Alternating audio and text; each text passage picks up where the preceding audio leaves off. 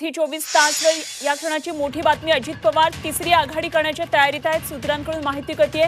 आणि वंचित आणि एमआयएम सोबत विधानसभेमध्ये वेगळं आव्हान निर्माण करणार असल्याची ही तयारी आहे। आणि या संदर्भात बोलण्यासाठी सध्या आपल्या बरोबर आहेत इम्तियाज जलील।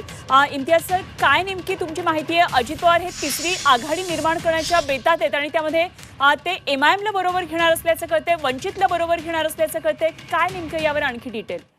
नाही, हे आपल्याकडूनच मला माहिती मिळत आहे। आमच्याकडून अशा प्रकारचा कोणताही प्रस्ताव आलेला नाही आहे, कोणत्याही प्रकारची चर्चा झालेली नाही आहे। मी मीडियातूनच हे बातमी ऐकत आहे। पण तसं झालं तर आम्ही पण ओपन आहे अलायन्स साठी। फक्त आम्हाला एक गोष्ट सांगायची आहे की आजची राजनीती देशामध्ये आणि प्रामुख्याने राज्यामध्ये सुरू आहे। सर्व आपल्या जाती धर्माच्या आधारावर आपल्या धर्माच्या लोकांना कशा आपण जास्तीत जास्त संख्येने निवडून आणता येईल, आणि त्याचं प्रमुख उदाहरण म्हणजे ते जरांगे फॅक्टर जे होतं। मराठवाड्यामध्ये 8च्या 8 मराठा आले, मग एक मुस्लिम खासदार जे पूर्ण महाराष्ट्रामध्ये एकच होतं, त्याला पाडण्यासाठी सगळे लोक। मग याचा अर्थ हे आहे की सगळ्यांना आम्ही मत देऊ आणि आम्हाला कोणी मत द्यायला तयार नाही आहे। मग अशा परिस्थितीमध्ये जेव्हा कोणाकडून प्रस्ताव येत असेल तर आम्ही त्याच्यावर चर्चा करून की किती सीट देणार। आज दुर्दैव हे आहे की मुस्लिम समाजांनी 2-2 तास उन्हामध्ये उभे राहून काँग्रेस, राष्ट्रवादी काँग्रेस आणि उद्धव साहेबांना किंवा देशामध्ये सगळे जे अँटी बीजेपी पार्टीज होते त्यांच्या बाजूने मतदान केलं। 2-2 तास उभे राहून महाराष्ट्राचा जे निकाल आलेला आहे आणि जे चांगला रिझल्ट आपल्याला बघायला मिळालेला आहे उद्धव साहेब, शरद पवार साहेब आणि काँग्रेससाठी, त्याच्यामध्ये मुस्लिम समाजाचा खूप मोठा सिंहाचा वाटा आहे। आणि तरी सुद्धा जेव्हा विधान परिषदेची निवडणूक येतात तुम्ही एकही मुस्लिमांना तिकीट देत नाही। लोकसभेमध्ये देण्याचा प्रश्नच नाही। एकही तुम्हाला 38 मध्ये तुम्हाला एकही मिळत नाही। आणि जे एकमेव मुस्लिम खासदार होता महाराष्ट्रातून त्याला पाडण्यासाठी तुम्ही काय काय केलेलं आहे? म्हणजे आम्हाला बी टीम सांगायची आणि मग तुम्ही कशाला भारतीय जनता पार्टीला मदत केली, कशा प्रकारे तुम्ही मदत केली औरंगाबाद मधून?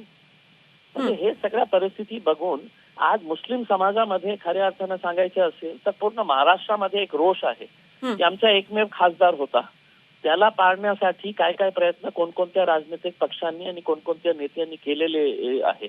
आता त्यांनाही असं वाटत आहे की आपण आपला एक वेगळा स्थान निर्माण करू। जिंको पराभव हो ही एक वेगळी गोष्ट आहे, पण तुम्ही इतक्या वर्षामध्ये फक्त मतदान घेणार आमचे आणि आम्हाला तिकीट देणार नाही, जे आहे त्याला पाडण्यासाठी काय काय करणार आहे। तर अशा परिस्थितीमध्ये काय नवीन समीकरण येत आहे? अजित पवार दादांनी काही मला सांगितलेलं नाही आहे। 2 दिवसापूर्वी आमची महाराष्ट्राचे मीटिंग होती, त्याच्यामध्ये पार्टीचे अध्यक्ष असदुद्दीन ओवैसी साहेब आले होते आणि हे याच्यावर ही चर्चा झालेली आहे की अलायन्सचा प्रस्ताव आला तर त्यांनी हे अधिकार दिले मला की काही चांगलं असेल तर आम्ही ओपन असणार आहे। अगदी इम्तियाजी, पण यामध्ये आणखी एक असा मुद्दा येतो की सूत्रांकडून जी आम्हाला माहिती कळतीये सोर्सेसकडून, तर त्यांचं असं म्हणणं आहे की हा भाजपचाच एक प्रकारचा, महायुतीचा एक प्रकारचा डाव आहे, कारण मवियाची मतं फुटावीत। काय वाटतं तुम्हाला, याकडे तुम्ही कसं पाहता? बघा, भारतीय जनता पार्टीला पराभव करण्यासाठी हे षडयंत्र काही असेल तर आम्ही इतके बावळट नाही आहे की आम्ही कोणत्याही अशा प्रकारच्या गेम मध्ये फसणार आहे। आम्ही सगळे प्रोज अँड कॉन्स जे असणार आहे, त्याचा फायदे काय आहे, त्याचा त्रुटी काय आहे, याचा फायदा कुणाला मिळणार आहे, त्याचा तोटा कुणाला होणार आहे, हे सगळं बघून आम्ही त्याच्यावर निर्णय घेणार आहे। पण असं मला असं वाटतं की हे खूप प्रीमेच्युअर आहे, कारण आतापर्यंत अशा कोणत्याही प्रकारचा संकेत महाराष्ट्राचा एमआयएम पार्टीचा अध्यक्ष या नात्याने मला कोणीही बोललं नाही, फक्त मीडियावरून हे बातमी मी ऐकत आहे। ठीक, प्रस्ताव अजून यायचा असेल पण अर्थात राजकीय वर्तुळात तर अशी चर्चा आहे, अर्थातच ह्याला आकार यायला अजून वेळ लागेल, मात्र निश्चितच चर्चा तर सुरू आहे। धन्यवाद इम्तियाज सर, आपण बोललात आमच्याबरोबर। इम्तियाज जलील आपल्याबरोबर होते। आणि ही खरंच तिसरी आघाडी जर अस्तित्वात येत असेल तर काय महाराष्ट्रातली जनता याला स्वीकारणार का? महाराष्ट्राच्या राजकारणामध्ये गेल्या काही दिवसांपासून जे काही बदल झालेत गेल्या 2 वर्षांमध्ये विशेषतः, त्यामध्ये महाराष्ट्राच्या जनतेला नेमकं काय आवडते आणि काही नाही आवडत ते आपण आत्ताच लोकसभेच्या निकालांमध्ये पाहिलं. मात्र येणाऱ्या विधानसभांच्या निवडणुका ह्या अत्यंत आव्हानात्मक असणार आहेत. काही नवीन राजकीय समीकरणं जुळतात का हे बघणं त्यामुळे अत्यंत गरजेचं ठरणार आहे.